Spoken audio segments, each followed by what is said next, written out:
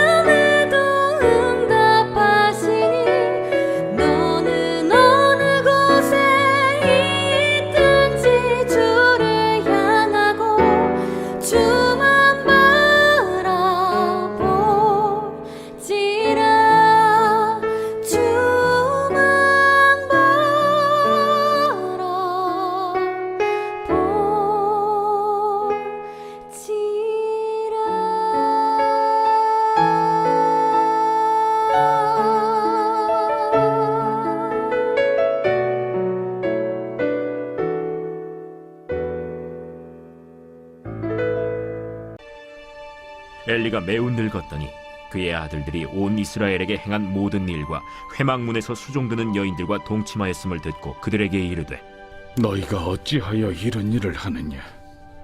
내가 너희의 악행을 이 모든 백성에게서 듣노라. 내 아들들아, 그리하지 말라. 내게 들리는 소문이 좋지 아니하니라. 너희가 여호와의 백성으로 범죄하게 하는도다. 사람이 사람에게 범죄하면 하나님이 심판하시려니와, 만일 사람이 여호와께 범죄하면 누가 그를 위하여 간구하겠느냐? 하되 그들이 자기 아버지의 말을 듣지 아니하였으니 이는 여호와께서 그들을 죽이기로 뜻하셨습니다. 아이 사무엘이 점점 자라매 여호와와 사람들에게 은총을 더욱 받더라. 하나님의 사람이 엘리에게 와서 그에게 이르되, 여호와의 말씀에 너희 조상의 집이 애굽에서 바로의 집에 속하였을 때에 내가 그들에게 나타나지 아니하였느냐? 이스라엘 모든 지파 중에서 내가 그를 택하여 내 제사장으로 삼아 그가 내 제단에 올라 분향하며 내 앞에서 에봇을 입게 하지 아니하였느냐? 이스라엘 자손이 드리는 모든 화제를 내가 내 조상의 집에 주지 아니하였느냐? 너희는 어찌하여 내가 내 처소에서 명령한 내 제물과 예물을 밟으며 내 아들들을 나보다 더 중히 여겨 내 백성 이스라엘이 드리는 가장 좋은 것으로 너희들을 살지게 하느냐? 그러므로 이스라엘의 하나님 나 여호와가 말하노라. 내가 전에 내 집과 내 조상의 집이 내 앞에 영원히 행하리라 하였으나 이제 나 여호와가 말하노니 결단코 그렇게 하지 아니하리라. 나를 존중히 여기는 자를 내가 존중히 여기고 나를 멸시하는 자를 내가 경멸하리라.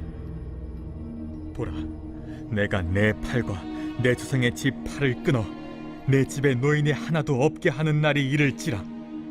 이스라엘에게 모든 복을 내리는 중에 너는 내 처소의 환난을 볼 것이요 내 집에 영원토록 노인이 없을 것이며 내 제단에서 내가 끊어버리지 아니할 내 사람이 내 눈을 쇠잔하게 하고 내 마음을 슬프게 할 것이요 내 집에서 출산되는 모든 자가 젊어서 죽으리라. 내 두 아들 홈니와 비느하스가 한날에 죽으리니 그 둘이 당할 그 일이 내게 표징이 되리라. 내가 나를 위하여 충실한 제사장을 일으키리니 그 사람은 내 마음 내 뜻대로 행할 것이라.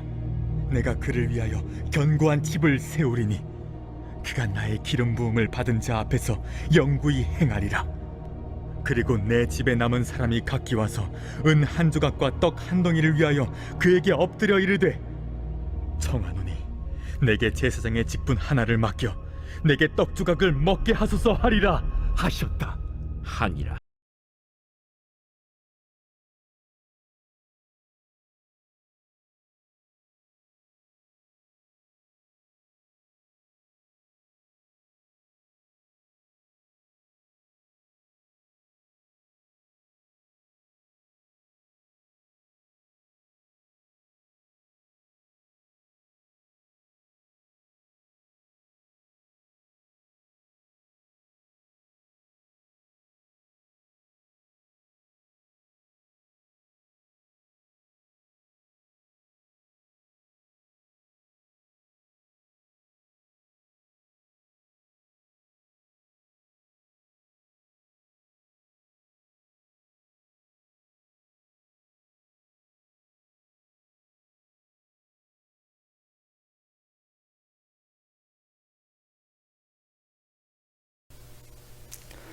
샬롬, 반갑습니다. 오늘 하루도 하나님의 은혜와 사랑이 우리 삶에 넘칠 수 있기를 원합니다.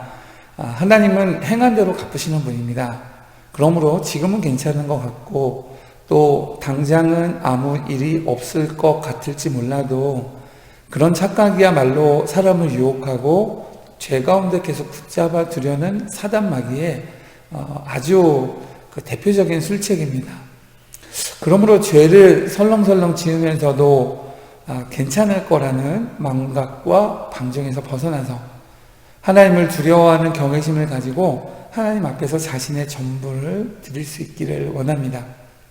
망조가 된 나라, 또 그런 가정에서 나타나는 증상은 어떤 것일까요? 그것은 극심한 도덕적 타락과 이를 통제하고 개선할 올바른 권위가 나타나지 않는 증상입니다. 하나님의 말씀을 무시하고 베푸신 은혜를 망각하며 또 육신의 배부름과 만족만을 추구하는 그런 사회, 그런 세상, 그런 가족이 되어집니다. 오늘 내 가정과 교회 그리고 우리 사회의 모습은 과연 어떠할까요? 우리가 망하지 않기 위해 필요한 것은 여러분 무엇이겠습니까? 오늘 말씀에 제사장의 두 아들들은 앞서 12절과 17절 사이에 언급된 악행들 말고도 정말 입에 담기도 꺼려지는 막장 드라마 같은 또 다른 악행을 저질렀던 것이 발각되어지게 됩니다. 그러나 이들이 부끄러움도 없고 또 두려움도 없는 모습입니다. 아버지 엘리 제사장이 훈계와 제지를 가했지만 듣지 아니하고 자기 소욕을 쫓아 계속 질주합니다.